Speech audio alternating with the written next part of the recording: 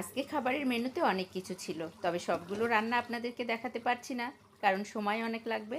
তো সব শেষে করেছিলাম মুরগির মাংসটা, সেটারই একটু অংশ আপনাদের সঙ্গে শেয়ার করলাম। আর কি কি রান্না করেছি সেগুলো খাবার সব টেবিলে সাজিয়ে দিয়েছি। তাহলে চলেন দেখি। এখন আমার ছেলেকে খেতে দেব, তাই টেবিলে খাবারগুলো সাজিয়ে দিলাম। আর এখানে রয়েছে পোলাও, গরুর মাংসের ভুনা, যেটা আমাদের সবার ভীষণ পছন্দের, সঙ্গে আছে পটল ভাজি। আর এই যে খাবারটা দেখছেন, এটাকে বলা হয় আচারি বেগুন। আমি জানি আপনারা অনেকেই এটা খেয়েছেন। তো এই খাবারটা না পোলাওয়ের সঙ্গে আমার ভীষণ ভালো লাগে। সঙ্গে রয়েছে মুরগির মাংসের ভুনা। এত খাবার রান্না করেছি, তবে বাসায় কিন্তু খাওয়ার জন্য লোক নেই। এগুলো কিন্তু কোনো দাওয়াতের মানুষের জন্য না, শুধু আমাদের নিজেদের খাওয়ার জন্য রান্না করা হয়েছে।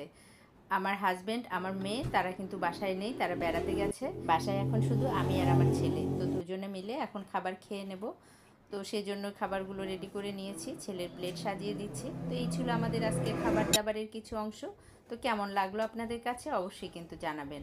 সবাই ভালো থাকবেন, আল্লাহ হাফেজ।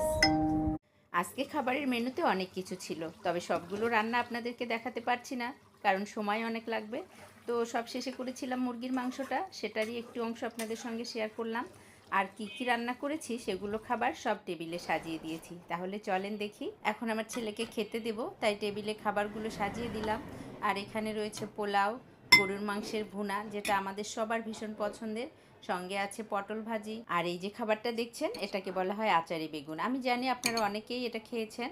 তো এই খাবারটা না পোলাওয়ের সঙ্গে আমার ভীষণ ভালো লাগে। সঙ্গে রয়েছে মুরগির মাংসের ভুনা। এত খাবার রান্না করেছি, তবে বাসায় কিন্তু খাওয়ার জন্য লোক নেই। এগুলো কিন্তু কোনো দাওয়াতের মানুষের জন্য না, শুধু আমাদের নিজেদের খাওয়ার জন্য রান্না করা হয়েছে। আমার হাজব্যান্ড, আমার মেয়ে, তারা কিন্তু বাসায় নেই, তারা বেড়াতে গেছে। বাসায় এখন শুধু আমি আর আমার ছেলে, তো দুজনে মিলে এখন খাবার খেয়ে নেব। তো সেই জন্য খাবারগুলো রেডি করে নিয়েছি, ছেলের প্লেট সাজিয়ে দিচ্ছি। তো এই ছিল আমাদের আজকের খাবার দাবারের কিছু অংশ। তো কেমন লাগলো আপনাদের কাছে অবশ্যই কিন্তু জানাবেন। সবাই ভালো থাকবেন, আল্লাহ হাফেজ।